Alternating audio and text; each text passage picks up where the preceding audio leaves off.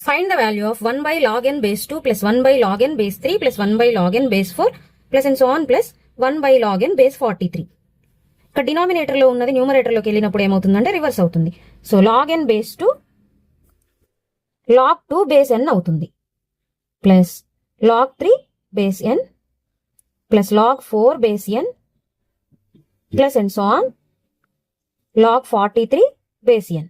So log a plus log b అంటే log a into b. So plus లో ఉన్నప్పుడు దీన్ని ఇంటూగా రాయాలి. So log 2 into 3 into 4 and so on 43 base n. So log 2 into 3 into 4 and so on 43ని 43 factorial అని రాయొచ్చు base n. 43 factorial అంటే 43 into 42 into and so on 3 into 2 into 1.